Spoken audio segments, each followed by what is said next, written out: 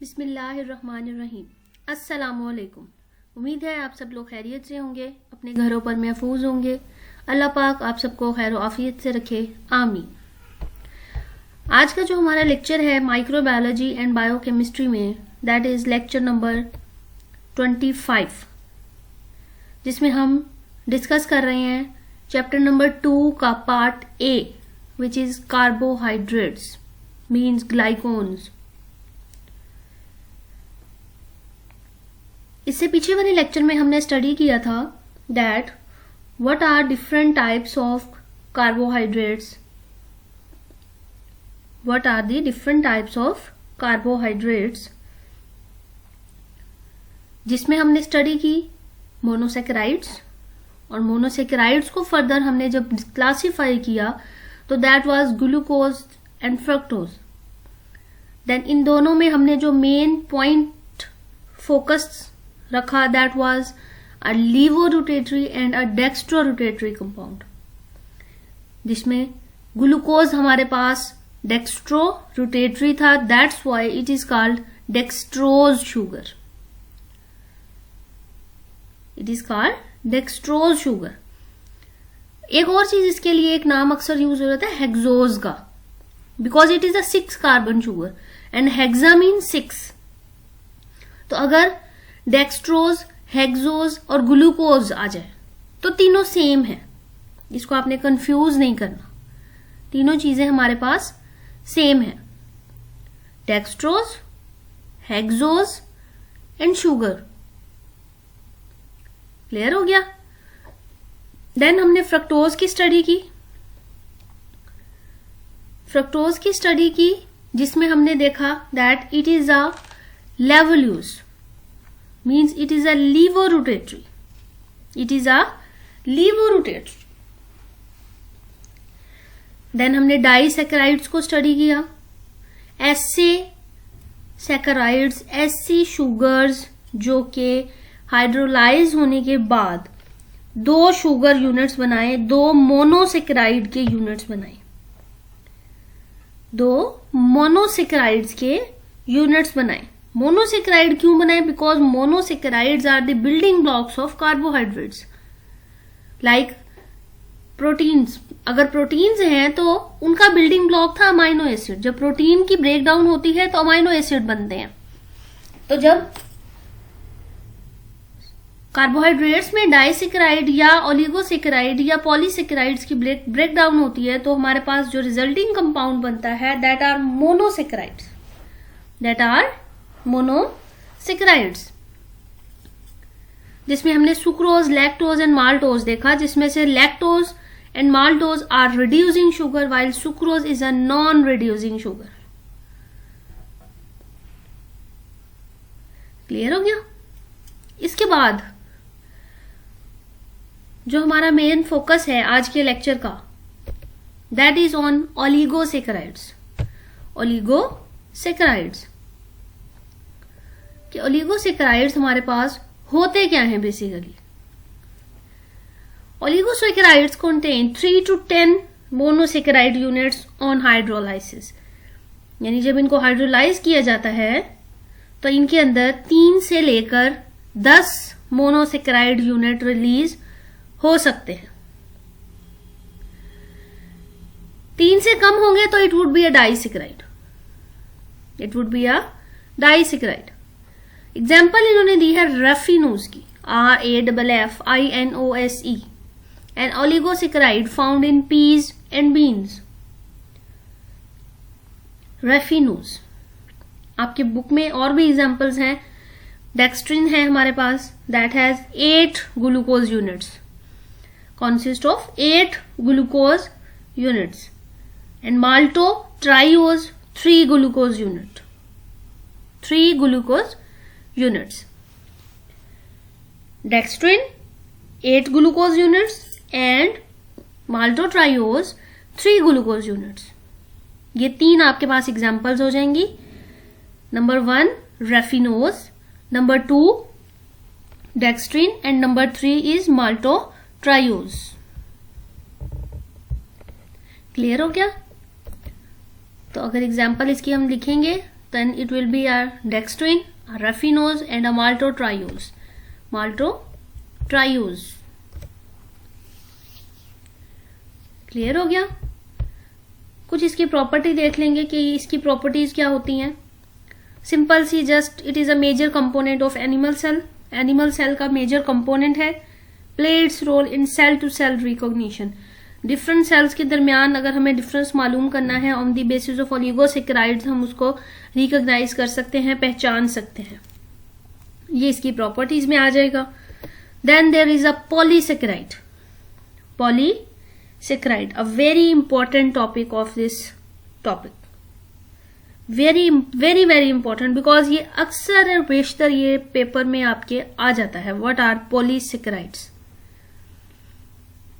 इस चैप्टर का जो इंट्रोडक्शन वाला पोर्शन है उसमें मोस्ट इंपॉर्टेंट थिंग है पॉलीसैकेराइड. पॉली मीन मैनी, बहुत सारे.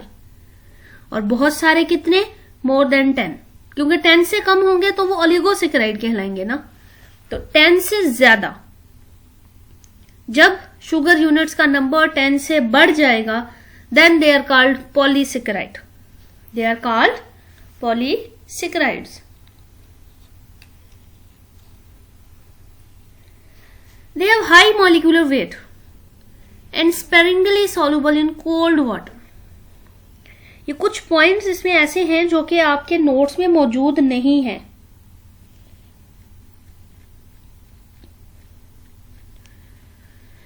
They have high molecular weight and sparingly soluble in water, cold water. They are also called as glycones. इनको ग्लाइकोन्स भी कहते हैं. They either be a linear or a branched. ये linear भी हो सकते हैं और ब्रांच्ड भी हो सकते हैं. Most of the time they are branched. ज्यादातर ये ब्रांचेस में अवेलेबल होते हैं. They are not sweetish. Sweetish नहीं होते. अभी रीजन बताऊंगी क्यों स्वीट नहीं होते. पहले भी हम ये बात अपने फर्स्ट लेक्चर में डिस्कस कर चुके हैं कि कार्बोहाइड्रेट की स्वीटनेस किस चीज पर डिपेंड करती है. बल्कि ये आप लोग मुझे लेक्चर जब आप लोग सुन लेंगे, नोट डाउन कर लेंगे, तो ये क्वेश्चन आप मुझे बताएंगे, why carbohydrates are tasteless. Why carbohydrates are tasteless. तो कार्बोहाइड्रेट्स टेस्टलेस क्यों होते हैं? यहां हम इसका आंसर पढ़ चुके हैं. इस स्लाइड में भी इसका आंसर मौजूद है और आप लोग भी मुझे इसका आंसर बताएंगे. हमने अपने इस चैप्टर के फर्स्ट लेक्चर में भी डिस्कस किया है इस चीज को. They do not exhibit any property of aldehyde और कीटोन ग्रुप. इनमें कोई अल्डिहाइड और कीटोन ग्रुप की प्रॉपर्टी मौजूद नहीं होती. Then different types of carbohydrates. ये एक से दो तरह मैंने क्लासिफाई करके आपको दिखाया है, बिकॉज समटाइम जो एमसीक्यूज हैं उसमें आपसे पूछ लेते हैं व्हाट आर स्टोरेज पॉलीसैकेराइड्स या व्हाट आर स्ट्रक्चरल पॉलीसैकेराइड्स. ये आपके नोट्स में मौजूद नहीं है, यहां पर मैंने ऐड कर दिया है ताकि आपको इस चीज का पता चल जाए. तो storage polysaccharides and structural polysaccharides. जो स्टोरेज पॉलीसैकेराइड्स हैं दैट मीन्स जो स्टोरेज का फंक्शन परफॉर्म करते हैं. उसमें दो हैं हमारे पास. Number 1 is starch and number 2 is glycogen. Starch and glycogen. और जो स्ट्रक्चरल हैं, जो हमारे पास स्ट्रक्चरल हैं, स्ट्रक्चर की फॉर्म में मौजूद हैं, that are cellulose, chitin. Cellulose and chitin. Cellulose आपने नाम सुना होगा पहले कि किसमें प्रेजेंट होता है? हमारी सेल वॉल के अंदर. जो पौधे होते हैं, हमारे जो पौधे हैं, उनकी जो सेल वॉल है majorly composed of cellulose. Composed of cellulose. Chitin किसमें होती है? एनिमल्स में प्रेजेंट होती है. स्टार्च कहां प्रेजेंट होती है? हमारी फूड में प्रेजेंट होती है, कॉर्न्स में प्रेजेंट होती है, ग्रीन्स में प्रेजेंट होती है. ग्लाइकोजन कहां होती है? एनिमल्स के मसल्स में स्टोर होती है. ग्लूकोज की, ये सारी बेसिकली कार्बोहाइड्रेट्स की डिफरेंट फॉर्म्स हैं जो ग्लूकोज की शक्ल में हमारी बॉडी में काम परफॉर्म करती हैं। अब वो कार्बोहाइड्रेट स्टार्च की फॉर्म में भी हो सकता है, ग्लाइकोजन की फॉर्म में भी हो सकता है, सेलुलोज की फॉर्म में भी, काइटिन की फॉर्म में भी। ये है types of polysaccharides, storage and structural. एक दूसरी जो क्लासिफिकेशन है, that is classification of polysaccharides. Number 1,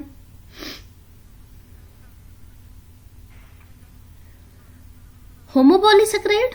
number 2, heteropolysaccharide. homopolysaccharides and heteropolysaccharides. Homo mean same, यानी एक सिंगल टाइप का मोनोसेकेराइड यूनिट्स होगा जिससे वो मिलकर बनेंगे।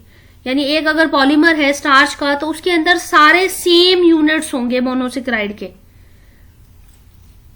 एक ही तरह की नेचर रखने वाले यूनिट्स मौजूद होंगे। अगर ग्लूकोज है तो सारे ग्लूकोज होंगे, फ्रक्टोज है तो सारे के सारे फ्रक्टोज होंगे। तो polymer of a single monosaccharide is called a starch, a cellulose, a dextrin, a dextran, and collectively called as homopolysaccharide. And what are heteropolysaccharides? They are the polymers of more than one type of monosaccharide, जिसमें एक से ज्यादा type polysaccharide की मौजूद होगी। Example में हमारे पास gums आ जाएंगी, म्यूसिलेज आ जाएंगे, एगर आ जाएगा, एल्जीन आ जाएगा, पेक्टिन आ जाएगा। नाम सारे आपने सुने हुए हैं पहले। तो they are heteropolysaccharide, they are heteropolysaccharide. Clear हो गया? दो तरह से क्लासिफाई किया है। एक तरह से हमने उसको स्टोरेज और स्ट्रक्चरल कहा है, दूसरी तरफ से हमने उसको होमोपॉलीसेकेराइड एंड हेटेरोपॉलीसेकेराइड बोला है। Then what are homopolysaccharides? The polysaccharides which are composed of similar type of monosaccharide units. Similar types of monosaccharide units, जिसमें हमारे पास एग्जाम्पल है starch, glycogen, cellulose and dextrin.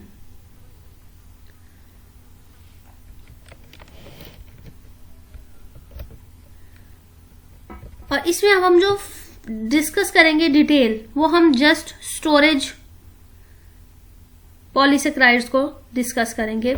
यानी first one was starch and the other one is glycogen. Then what is starch? What is starch? अगर हम food की बात करें, अपनी खुराक की बात करें, तो कौन कौन सी स्टार्ची फूड हमारे पास अवेलेबल होती हैं? अगर आप लोग अपने दिमाग पे जोर डालें और सुने या कभी देखा हो कि स्टार्च किस में ज्यादा प्रेजेंट होती है,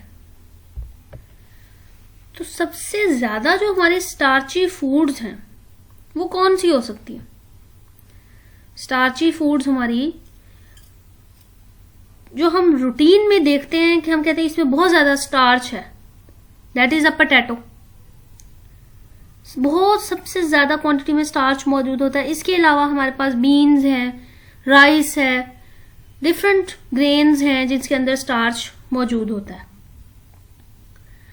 तो स्टार्च डिस्कशन अगर हम इसकी स्टार्ट करें, इट कंसिस्ट ऑफ, या it is available in two forms. The first one is amylose, the other one is amylopectin. Amylose and amylopectin. थोड़ा सा इंट्रोडक्शन इसका लिखेंगे, that it is a 1,4 alpha D glucopyranose polymer. 1 और 4 मतलब ये link है दो यूनिट्स के दरमियान, दैट इज फर्स्ट वन का कार्बन 1 और दूसरे यूनिट का कार्बन 4। अल्फा है मीन्स OH की पोजीशन डिफरेंट होगी, डी है मीन डेक्स्ट्रो रोटेटरी ग्लूकोज है, gluco mean glucose, pyranose mean pyran ring, 6 membered pyran ring.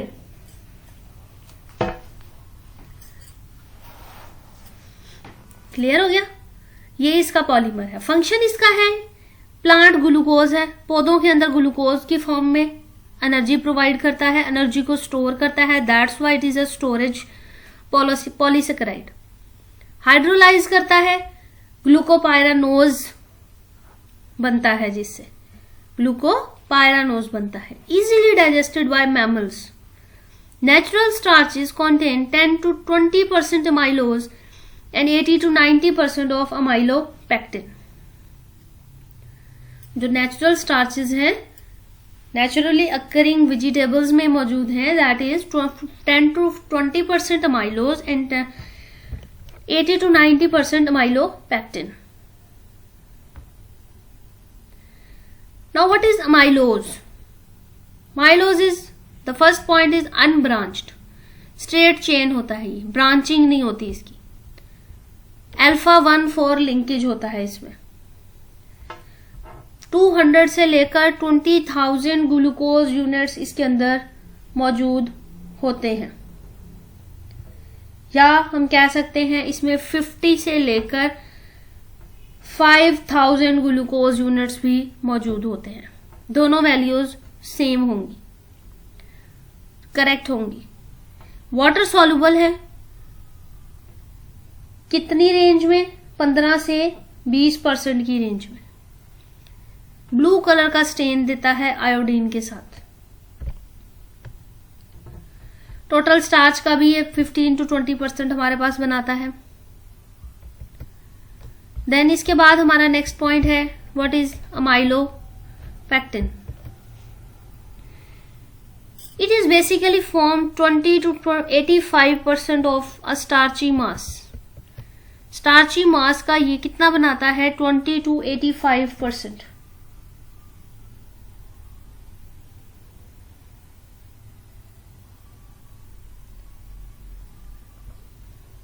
Clear हो गया? इसके अलावा it is basically the main point is कि ये हमारे पास ब्रांच्ड होता है। It is highly branched polymer. It is a highly branched polymer. Highly मतलब बहुत ज्यादा, ब्रांच्ड मतलब ब्रांचेस मौजूद होती हैं इसकी, और पॉलीमर मतलब बहुत सारे पॉलीमर्स का मिक्सचर होता है।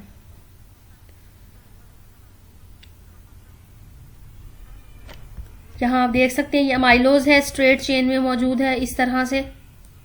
अमाइलोपेक्टिन है तो ये आप देख सकते हो साइड से किस तरह चेन्स निकल रही हैं इसकी। ये यहां से यहां, ये हर जगह चेन्स की फॉर्म में मौजूद है हमारे पास। ये स्ट्रेट चेन, फिर यहां से ये देख सकते हो आप लिंकेज निकल रहा है। क्लियर हो गया? ये थोड़ा सा अमाइलोज और अमाइलोपेक्टिन के बारे में था। Then what is glycogen? Basically it is stored in the muscles and liver of animals. It is a polymer of alpha D glucose with alpha 1,4 glycosidic linkage and alpha 1,6 glycosidic linkage. alpha 1,4 and alpha 1,6 ये आप देख सकते हैं। ये अगर linear बना रहा है तो 1,4 है, अगर ब्रांच बना रहा है तो 1,6 है। लाइक अगर यहां अमाइलोपेक्टिन का हम जिक्र करें तो it consist of alpha 1,6 linkage. कौन सा लिंकेज है? 1 और 6। ये 1,6 और ये 1,4 दोनों लिंकेज इसके अंदर भी मौजूद है। 1,4 भी और 1,6 भी।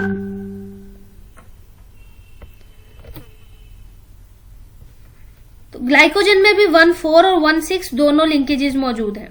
It is animal starch basically present in liver and muscles as storage polysaccharide, consist of 5,500 glucose units. 5,500 glucose units. Structure is branched like a tree. Structure is branched like a tree, but less than 20 residue of glucose in each branch. और हर branch में कितने glucose units होंगे? 12 से कम, इससे ज्यादा नहीं होंगे। For example अब ये ब्रांचिंग हो रही है, तो अब ऊपर की तरफ ये एक ब्रांच में इस तरह के 1 2 3 4 सो ऑन 12 यूनिट्स होंगे, इससे ज्यादा नहीं मौजूद होंगे हर ब्रांच के अंदर। क्लियर हो गया? तो ये इसका थोड़ा सा इंट्रोडक्शन था। Then it is available in 2 forms, a liver glycogen, a muscle glycogen. A liver glycogen जो लिवर में मौजूद है मेंटेन करती है ब्लड शुगर लेवल को ड्यूरिंग फास्टिंग, यानी जब हम खाना नहीं खा रहे होते उस दौरान हमारी बॉडी को शुगर प्रोवाइड करती है। और muscle glycogen it will not maintain blood sugar level, it only provide energy. It only provide energy. Clear हो गया? It only provide energy. ये थोड़ा सा आज हमारा इंट्रोडक्शन था अबाउट पॉलीसेकेराइड्स, जिसमें हमने एक टाइप स्टडी की है, दैट इज होमोपॉलीसेकेराइड्स। होमोपॉलीसेकेराइड्स। कोई इसमें मसला हो, कोई चीज समझ नहीं आ रही हो, आपके नोट्स में कुछ एक्स्ट्रा लिखा हो जो मैंने यहां ऐड नहीं किया, या नोट्स के अंदर जो लिखा है वो आपको समझ नहीं आया, तो आप लोग मुझसे क्वेश्चन कर सकते हो, पूछ सकते हो, तो आपको मैं उसका आंसर करूंगी। इसके अलावा जो आपको मैंने बताया है कि स्वीटनेस के बारे में आपने बताना है कि why polysaccharides are tasteless, why they are tasteless. Clear हो गया? तो ये आपने जरा पढ़कर आना है। आपके नोट्स को जब आप ओपन करेंगे तो उसमें अमाइलोज और अमाइलोपेक्टिन की स्ट्रक्चर एक स्केच ड्रॉ है, जिसमें सिर्फ उसका स्केच मौजूद है, उसका फॉर्मूला मौजूद नहीं है। तो कोई इशू नहीं है, आप बेशक उसको ड्रॉ कर दें, बट आपने जस्ट दिखानी ये है कि ब्रांचिंग होती है। यहां आपको मैंने ये स्ट्रक्चर इसलिए बनाकर दिखाया था ताकि आपको लिंकेजेस का पता चल जाए कि 1 और 4 होगा अगर लीनियर है, और 1 और 4 प्लस 1 और 6 होगा अगर हमारे पास अमाइलोपेक्टिन है, ब्रांच स्ट्रक्चर है। क्लियर है? और इसके अलावा एक और पॉइंट आप इसमें अगर समझ में आए आपको कि ग्लाइकोजन का स्ट्रक्चर और अमाइलोपेक्टिन का स्ट्रक्चर तकरीबन सेम है।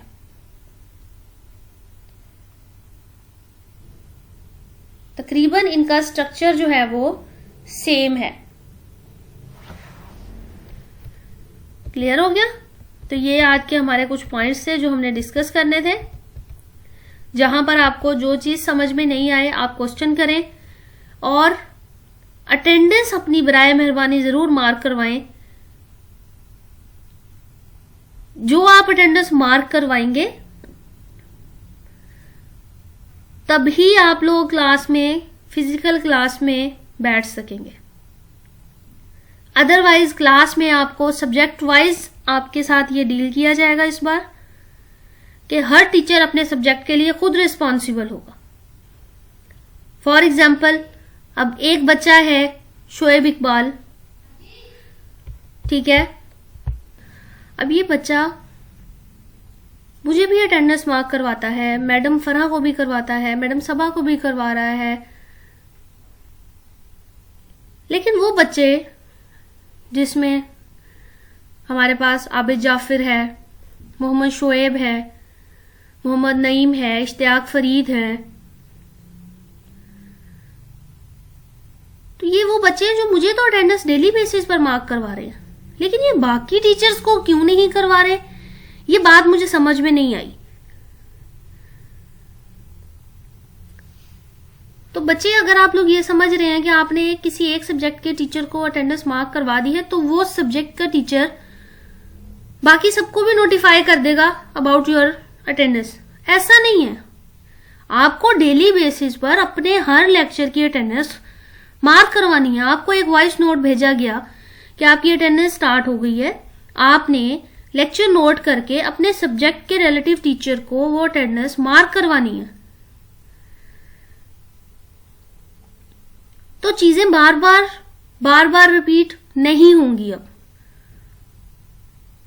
हर टीचर बार बार आपको हर लेक्चर में नहीं कहेगा कि बच्चे अटेंडेंस लगवाएं। आपको एक लेक्चर डिलीवर किया जा रहा है, एक डिफरेंट वे में डिलीवर किया जा रहा है, तो दैट मीन्स कि उसका आउटपुट तो आपने देना है ना। ये तो आपकी रिस्पॉन्सिबिलिटी है कि आपने उसका आउटपुट देना है टीचर को, कि टीचर हमने ये लेक्चर आपका नोट डाउन कर लिया है। ये यूं तो नहीं बन जाता ना लेक्चर। हमारे लिए इस तरह लेक्चर डिलीवर करना आपको मेरा ख्याल से ज्यादा मेहनत वाला काम है। क्लास में तो हम आकर और यूं ही पढ़ाकर आपको चले जाए, हमें कोई उसमें इशू नहीं होगा।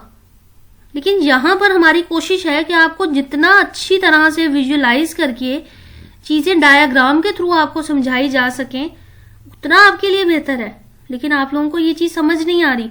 आप ना तो खुद एफर्ट कर रहे हो, और जब आप एफर्ट नहीं करते तो पढ़ाने वाले टीचर का भी माइंड उस तरफ नहीं जाता। वो कहते हैं टीचर चलें, बच्चों को समझ आ रही है, बस ठीक है। कोई क्वेश्चन नहीं करता, कोई पूछता नहीं है मैडम ये ऐसे क्यों है, या सर ये इस तरह से क्यों है, कोई क्वेश्चन नहीं है।